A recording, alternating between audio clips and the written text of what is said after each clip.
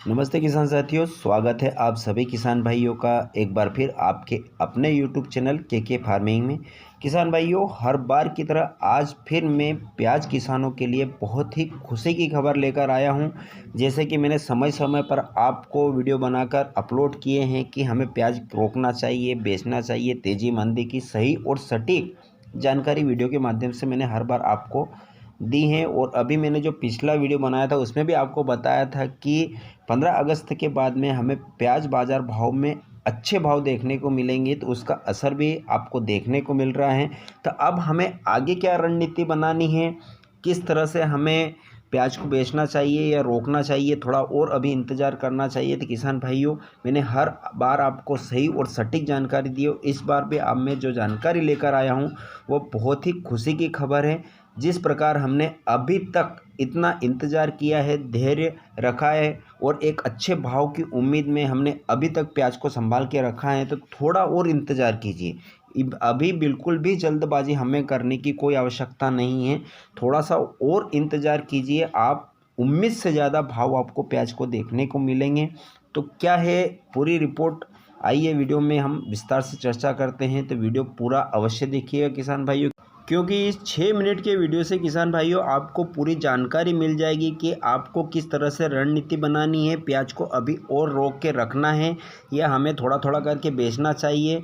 तो किसान भाइयों, वीडियो आखिरी तक अवश्य देखिएगा। और जानकारी अगर जो पसंद आती है किसान भाइयों, मेरी मेहनत आपको अच्छी लगे तो वीडियो को लाइक अवश्य कर दीजिएगा। और अगर जो आपने अभी तक चैनल को सब्सक्राइब नहीं किया है तो चैनल को भी सब्सक्राइब अवश्य कर लीजिए। किसान भाइयों, आप वीडियो तो अवश्य देखते हैं लेकिन आप लाइक नहीं करते हैं, तो किसान भाइयों लाइक कर दिया करो, क्योंकि अगर जो आप लाइक करते हैं तो यूट्यूब इस वीडियो को दूसरे किसानों तक भी रिकमेंड करता है और यह जानकारी ज़्यादा से ज़्यादा किसानों को मिले और मेरे किसान भाई इस वीडियो के माध्यम से फ़ायदा ले सकें। तो इसलिए जो नीचे अंगूठे का बटन है किसान भाइयों, उसको प्रेस कीजिए, उसको दबा दीजिए, ताकि यह जानकारी दूसरे किसानों तक भी अवश्य मिले। चलिए किसान भाइयों, आइए विस्तार से हम चर्चा करते हैं। किसान भाइयों के कमेंट मिल रहे थे कि अभी आवक की क्या स्थिति बनी हुई है, किसानों के पास में अभी और कितना माल बाकी बचा है, साउथ की प्याज कब मार्केट में आना प्रारंभ हो जाएगी, यहाँ की फसल कैसी है, उसके बाद हमें अभी प्याज को बेचना चाहिए और रोकना चाहिए। सबसे ज़्यादा किसान भाइयों के कमेंट ये मुझे मिल रहे थे।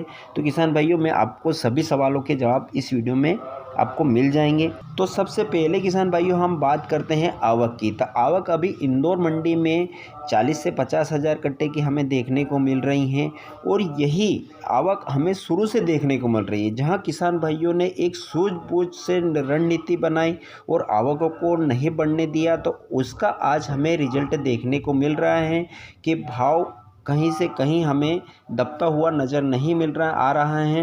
जैसे कि शुरू से ही 40 से 50 हज़ार कट्टे की आवक एक लिमिट मात्रा में हमें 1.5 से 2 महीने में देखने को मिल रही हैं, जहां के बीच में आवकें बड़ी थी, 60 से 70 हज़ार 80 हज़ार तक आवकें पहुंच गई थी। तो उसमें भाव 2 से 3 रुपये हमें टूटते हुए देखने को मिले थे और जहां आवकें वापस घटी तो हमें भाव वापस बढ़ते हुए देखने को मिले। तो किसान भाइयों, आगे भी हमें यही रणनीति बना के रखनी है, हमें आवकों को मार्केट में नहीं बढ़ाना है। जहां आवकें बढ़ेगी तो भाव डाउन देखने को मिलेगी, चाहे आगे तेज़ी बनी हुई हो तो हमें भाव यहां आवकें बढ़ने से भाव भी दबेंगे। तो यही रणनीति और सूझबूझ से आगे हमें डिसीजन लेना है, आवकों को नहीं बढ़ने देना है।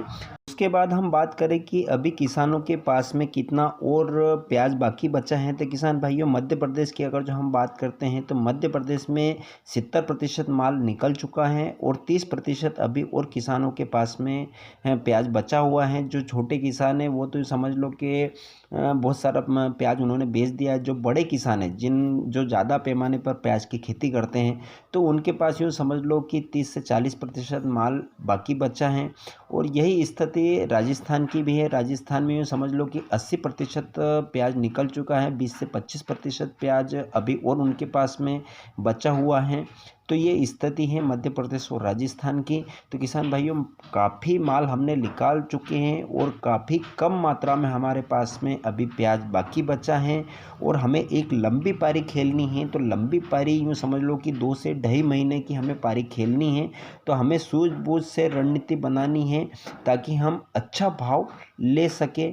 अब बात करते हैं किसान भाइयों प्याज आयात और निर्यात के ऊपर कि प्याज निर्यात हो रहा है या नहीं हो रहा है। और जैसे कि अफवाह फैल रही हैं कि अफ़गानिस्तान से प्याज का आयात किया जा रहा है, प्याज के भाव डाउन हो जाएंगे, अब हम किसानों को प्याज बेच देना चाहिए, ये मार्केट में काफ़ी अफवाहें फैल रही थी। तो इसका भी मैं खंडन करता हूँ और विस्तार से आपको जानकारी देता हूँ।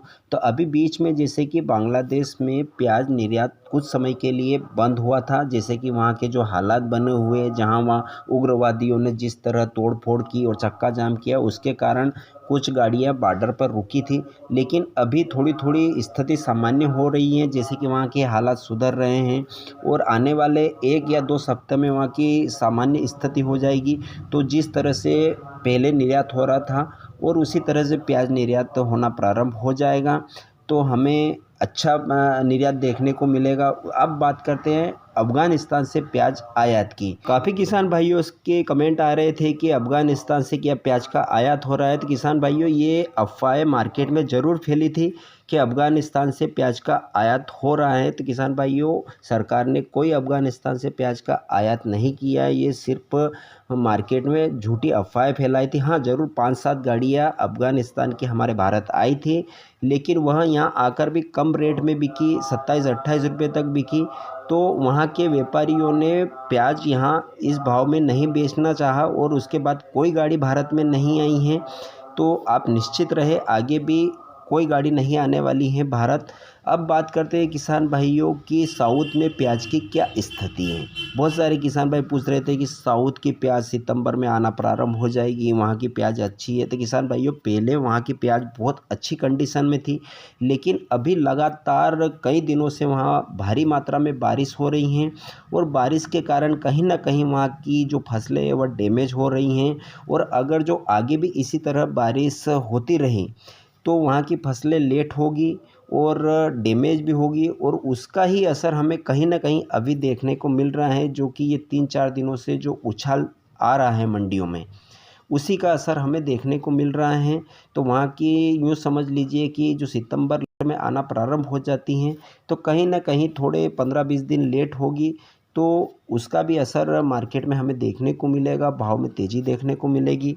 अब लास्ट में इस वीडियो के मेन पॉइंट पर हम बात करते हैं कि अब हमें प्याज को बेचना चाहिए या अभी और थोड़ा इंतज़ार करना चाहिए। तो किसान भाइयों यहाँ मेरी बात को समझिए, हमें जल्दबाजी करने की कोई आवश्यकता नहीं है। जल्दबाजी कहीं ना कहीं हमारा नुकसान कर सकती है।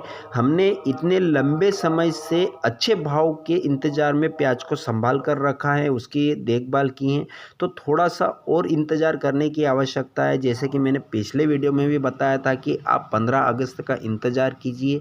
15 अगस्त के बाद हमें अच्छे प्याज के भाव मिलने देखने को मिलेंगे। तो इसका असर आपको अभी देखने को मिल रहा है। तो अभी भी आप जल्दबाजी मत कीजिए किसान भाइयों। जैसे कि फल कच्चा तोड़ेंगे तो उसका स्वाद हमें नहीं मिलेगा, फल को पकने दीजिए, उसके बाद अगर जो उसका स्वाद अलग ही देखने को मिलेगा। तो किसान भाइयों हमें अभी जल्दबाजी करने की कोई आवश्यकता नहीं है। हमें 15 अगस्त के बाद में यानी कि 1-2 हफ्ता और इंतज़ार कीजिए। 1-2 हफ्ते के बाद में थोड़ा थोड़ा माल को निकालिए, आगे चलकर आपको अच्छे भाव मिलेंगे क्योंकि पाइपलाइन पूरी खाली है, हमारे पास बहुत समय बचा है। यूँ समझ लीजिए 2 से 2.5 महीने हमारे पास बचे हैं। 2.5 महीने तक कहीं इसकी भी फसल आने वाली नहीं है और किसानों के पास में प्याज काफ़ी कम बचा है। तो हमें थोड़ा थोड़ा करके निकालना है और एक अच्छा भाव लेना है किसान भाइयों। तो इसी तरह रणनीति बनाइए, न कि आप एक ही साथ में पूरा प्याज निकाल कर मंडी में भीड़ बना दे और कहीं ना कहीं इसका फ़ायदा जो व्यापारी इंतज़ार कर रहे हैं और उसी का मौका व्यापारी उठाए और भाव डाउन हो। तो हमें ऐसा नहीं करना है, हमें थोड़ा थोड़ा करके निकालना है और समय समय का भाव लेना है किसान भाइयों। अब लास्ट में किसान भाइयों मैं आपको एक बहुत ही फ़ायदे वाली एडवाइस देता हूँ। हम जब भी प्याज गोदाम के अंदर से भरते हैं मंडी ले जाने के लिए, तो हम घर से तोल के नहीं ले जाते हैं। आप घर से तोल के ले जाइए। जैसे कि 62 या 63 किलो का कट्टा है तो 63 किलो के ऊपर 400 ग्राम ऊपर कर दीजिए, यानी कि 63 किलो 400 ग्राम आप तोल के ले जाइए मंडी में, तो आपको काफ़ी फ़ायदा होगा। क्यों ले जाना चाहिए मैं आपको ये भी बताता हूँ। अक्सर हम बिना तोले कट्टे मंडी में ले जाते हैं, तो वहाँ क्या होता है कि जो 700 ग्राम 800 ग्राम जो यूँ समझ लीजिए कि 60 किलो के ऊपर जो 700 ग्राम या 800 ग्राम जो वज़न होता है वह लिखते नहीं हैं वहाँ, वह तौल में नहीं आता है। सिर्फ जो किलो में वज़न होता है वही तौल में आता है, जो ग्राम में वज़न होता है वह तौल में नहीं आता है। तो ये समझ लो कि 700 ग्राम 800 ग्राम या 900 ग्राम तक का वो तौल में नहीं लेते हैं। तो कहीं न कहीं इस अच्छे भाव में हमारा यूँ समझ लो कि हर कट्टी के ऊपर 20 से 25 रुपये का नुकसान होता है। तो हमें एक कांटा लाना चाहिए। कांटा 5,000 से 6,000 में आपको मार्केट में मिल जाता है और हर बोरा तौल के मंडी ले जाना चाहिए। यानी कि आप 63 या 64 किलो के ऊपर 400 ग्राम वज़न बढ़ा दीजिए। 400 ग्राम मार्केट में जाते जाते यूँ समझ लो कि इतनी सुकत बैठ जाती हैं तो 60 किलो का आपका पूरा वज़न निकल जाता है। तो कहीं न कहीं एक कट्टे के ऊपर हमारा सीधा यूँ समझ लो कि 15 से 20 रुपये का फ़ायदा होता है। तो आप हमेशा बोरे तौल के ले जाइए, इसमें आपको काफ़ी फ़ायदा होगा किसान भाइयों। अब लास्ट में बहुत ही काम की एडवाइस उन किसान भाइयों के लिए जिनको लंबे समय तक प्याज का स्टोर करके रखना है। तो किसान भाइयों, कुछ किसान भाई के मुझे कमेंट मिल रहे थे कि हमारे प्याज में काली फंगस फैल रही हैं, उसके अंदर सीध हमें नमी देखने को मिल रही है। तो किसान भाइयों, हमें अगर जो लंबे समय तक प्याज का स्टोर करना है तो अब किस प्रकार से रणनीति बनानी है। तो किसान भाइयों, हमें जो ये बाहर की ठंडी हवा है यह बिल्कुल भी हमारी प्याज में नहीं घुसना चाहिए। जहाँ शटर हो, शटर को बंद करके रखिए। जो उजालदान है यानी कि वेंटिलेशन है, खिड़कियाँ हैं, उनको बंद करके रखिए। और हेलोजन जो कि या तो फिर आप 500 वाल्ट के बल्ब या 200 वाल्ट के बल्ब या फिर 1000 वाल्ट की जो हेलोजन ट्यूब लाइट आती हैं उनको लगा दीजिए। और लगाने के बाद में एक टेम्परेचर मेंटेन करके रखिए। और जो फ़ैन चलाने का समय है, फ़ैन चलाने का समय हमें रात में अब नहीं चलाना है, दिन में हमें फ़ैन को चलाना है। सुबह 2-4 घंटे 2 घंटे या 3 घंटे चला दीजिए, उसके बाद 4 से 5-6 बजे तक शाम को चला दीजिए, ताकि ये जो नमी वाली हवा है यह हमारे प्याज के अंदर ना घुसे। सिर्फ जो गर्म हवा है, जो जहाँ मेंटेन हम जो हेलोजन लगाएंगे और पूरा माहौल गर्म हो जाएगा, पूरा कमरा गर्म हो जाएगा, वह गर्म हवा हमारे पंखे के द्वारा प्याज में जाना चाहिए, ताकि जो अंदर की सीलन है वह सीलन ख़त्म हो जाए।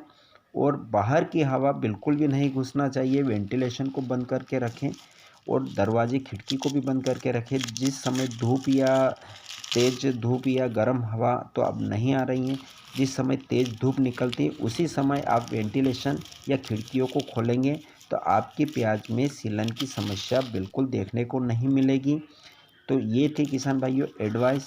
तो किसान भाइयों, मैंने आपके सभी कमेंट के विस्तार से जवाब दिए हैं। मुझे आशा है कि आपको वीडियो अवश्य पसंद आया होगा।